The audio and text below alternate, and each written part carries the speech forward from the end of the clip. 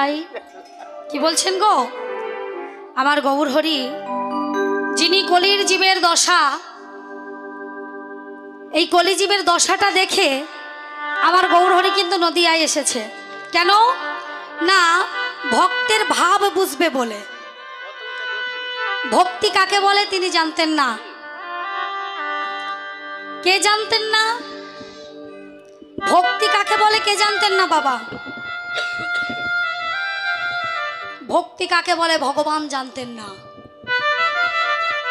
রাধারানী দাপর যুগে প্রমাণ দিলেন, নদিয়ায় গৌর হয়ে এসেছে। তিনি ভক্তির জন্য এসেছে, গৌর হয়ে, কাঙাল হয়ে এসেছে। কেন? তিনি তো রাজা হয়ে আসতে পারতেন। কেন এলেন কাঙাল হয়ে? তার একটা কারণ আছে বাবা। ওই যে বললাম ভক্তি যার ভগবান তার। আমার রাধারানী কেন কাঁদে? আমার কৃষ্ণ ভগবান রাধারানীর কাছে গিয়ে বলছে, হে রাধে তুমি কেন কাঁদো? রাধারানী বললেন, দয়াময় আমি যদি সত্য কথা বলি তাহলে রাগ করবেন না তো? কৃষ্ণ বললেন, রাধে যদি তুমি সত্য কথা বলো আমি রাগ করব কেন? তা বললেন, সবার মধ্যে যা আছে তোমার মধ্যে তা নাই। তাহলে এই জগতে সবার মধ্যে যা আছে কৃষ্ণের মধ্যে তা নাই। কৃষ্ণ জিজ্ঞাসা করলেন, রাধে যিনি 64 গুণের অধিকারী তার মধ্যে কি নাই?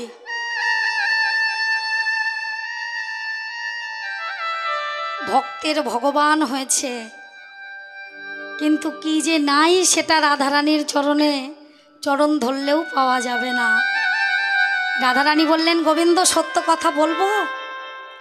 আমরা যে কেন বাদিনীর ঘরে বসে বসে কাঁদি,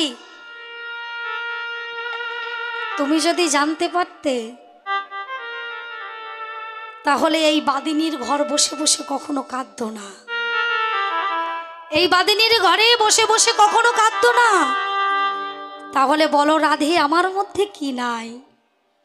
রাধারানী বললেন, বধূ তোমার মধ্যে সব আছে কিন্তু ভক্তি নাই।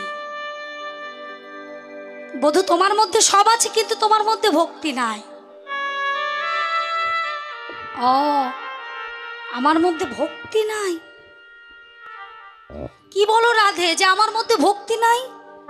তুমি কি করে বুঝলে যে আমার মধ্যে ভক্তি নাই? রাধারানী বললেন, বধূ ভক্তি থাকলে নয়নের জল অনায়াসে বার হয়। তোমার মধ্যে যদি ভক্তি থাকে কাঁদো দেখি, একবার কেঁদে আমায় দেখাও যে তোমার মধ্যে ভক্তি আছে, এক্ষুনি কাঁদতে হবে তোমার। ভগবান বললেন, রাধে আমি তো কাঁদতে পারি না। এই দেখো শোনো বধূ, এই কথা জেনে রেখো, ভক্তি তার আছে যার নয়নে জল আছে। তোমার যদি বিশ্বাস না হয় তুমি আরো 10 জনের কাছে গিয়ে শুনতে পারো। তুমি একটু কাঁদো না দেখি, তুমি কাঁদতে পারো কিনা। ভগবান চেষ্টা করেও কাঁদতে পারলেন না। রাধারানী বললেন, বধূ এবার বুঝলে তো যে কেন আমরা কাঁদি? তুমি ভক্তের ভগবান, ভক্ত যেখানে নাই ভগবান সেখানে।